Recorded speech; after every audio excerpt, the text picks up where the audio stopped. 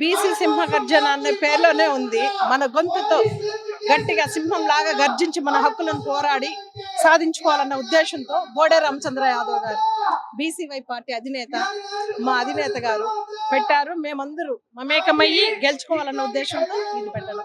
ఇప్పటికే అనేక ఏదైతే ఇటు బీసీలకు పెద్దపీట వేస్తున్నట్టు కూటమి ప్రభుత్వం చెప్పుకొస్తుంది కదా, దాన్ని ఎలా చూస్తారు? వాళ్ళు వేసుంటే మళ్ళీ ఈ సింహగర్జనలు మేము ఎందుకు పెట్టి పోరాడతాం చెప్పండి? ఇచ్చిన మాట ఏదైనా నెరవేర్చుకున్నారా? సూపర్ 6 అన్నారు, పెద్ద పిజ్జా వేస్తామన్నారు, బీసీలకు ఎక్కడేశారు? కనీసము బీసీలకు హక్కులు ఇవ్వలేదండి ఇప్పటి వరకు. ఎవరున్నారు అగ్రస్థాయిలో? ఎవరు లేరు కదా. అలాంటప్పుడు మా హక్కుల కోసం మేము పోరాడుతున్నాం.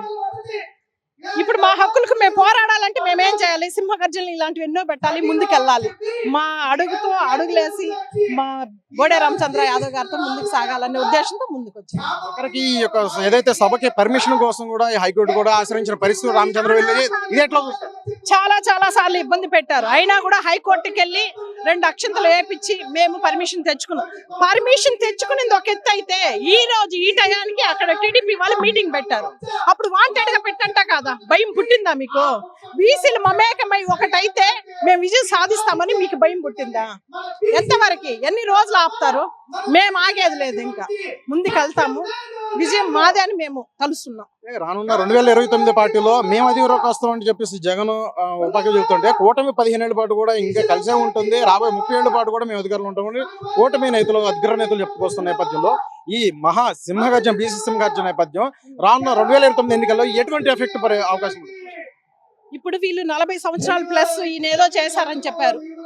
టీడీపీ అధినేత గారు పెద్ద ఆయన చెప్పారు.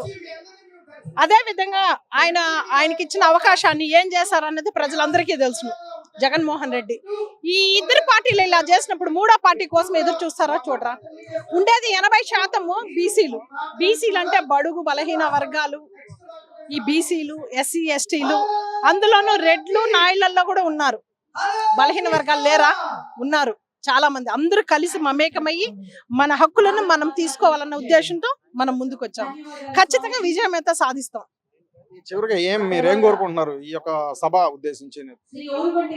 అంటే విజయం సాధించాలంటే సమన్యాయం, సమధర్మం కావాలన్న ఉద్దేశంతో బీసీలందరూ బాగుపడాలి, బడుగు బలహీన వర్గాలు బాగుపడాలి, అందరికి న్యాయం జరగాలన్న ఉద్దేశంతోనే ఈ సభ ఏర్పాటు.